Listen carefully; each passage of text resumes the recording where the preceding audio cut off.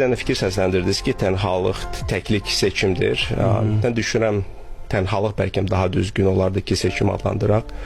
Kim ardı necə verilişi var idi? Orada bir-iki ustadlarına bir sual verirlər. Black box gətirir, qara qutu gətirirlər. Deyirlər və bu qara qutunun içində tənhalığı əks etdirən əşya var.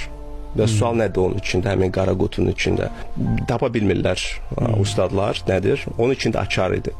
Və izah ondan ibarət idi ki, tənhalıq seçimdir. Sən qapını içəridən bağlayırsan və heç kimi buraxmırsan içəri.